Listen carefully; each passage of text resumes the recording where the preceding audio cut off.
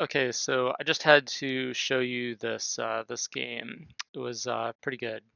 So obviously mulligan this hand, no lands. Keep that, scry, put that on top. Now let's start playing. So it starts out, pretty typical game. We're a little behind, we mulligan, but our hand is pretty decent. We can curve out, and then, there's a lot of cards that we can draw to make the hand pretty good.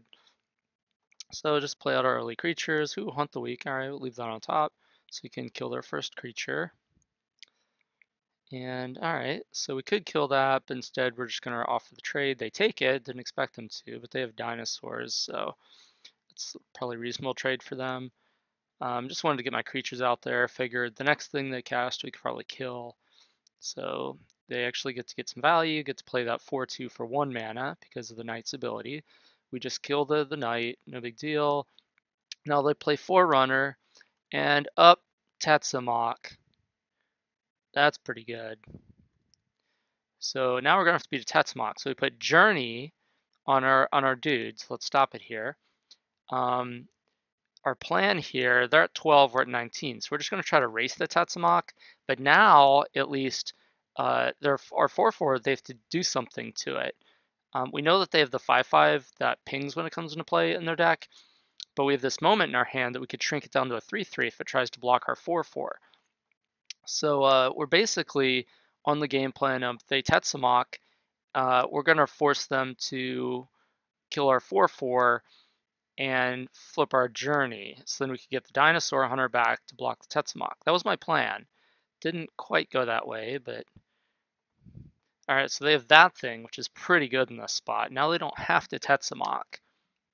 So now we're kind of in a position where we could attack or we could hang back to block. But I figure if we just hang back to block, they're just going to sit there and like cast out more creatures. And like if we can't really commit more creatures to the board, so they'll just Tetsamok all our creatures away. So then if we just sit here, they're going to win that stalemate because Tetsamok wins a stalemate pretty easily. So I figure our only plan to win, we're at 18 and they're at 12. So we have them on a 3-turn clock. So we put them down to 8, then they attack us for 7, we're at 11. Then we attack them back to back to 4 life, and then they can attack us to 4, and then they have to do something about our 4/4. Um, so this at least forces the issue, even though it's like still not in a great position. I didn't feel like hanging back to block was an option. So in fact, they have a 3/4, so they don't have to use the Tetsamok yet. And boom, look what we drew. Dark Inquiry.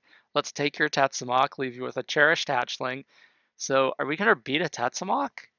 Well, I don't know. We're pretty far behind on board. We get to eat their 3/4, take 7, go to 4. So we could attack back, put them down to 4, and then use the moment to stay alive. But I didn't think that that was a good enough option. I figured just kill a 4/4 at this point, transform our journey. Boom, Chupacabra, nice. Chupacabra, kill your 3/3. Now we have, oh, but they recovered Tetsamok and marked both our creatures. What are we gonna do about this? Well, they play, they finally get to play the Tetsamok. All right, kill both our creatures. And now you get to attack us. So inside combat, we're going to activate our transform journey, our Atzal Cave of Eternity. And that gets back Chupacabra! Kill your 3/3 and then block your 2/1 in combat because I want to get the Chupacabra back next turn for the Tetsamok to kill the Tetsamok. But now they play this Ixalan's Keeper and they have 8 lands, so they're threatening to +5/+5. So if we wait, and they attack with both, and we Chupacabra the 6/6, they could just give the other one +5/+5, and we take 6. So, well, I guess we could block it, but then we would take 4 points of trample, and I don't know, it didn't seem as good. So what we did here was we just played the Twilight Prophet and then pounced the 2/2.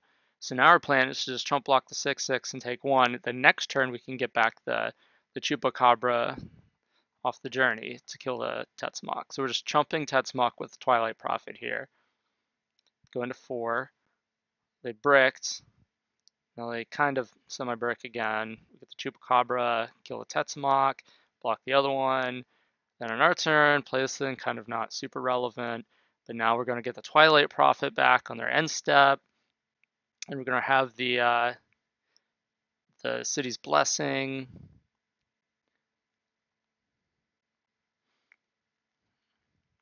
And then what do we find? Ooh, Belligerent Brontodon.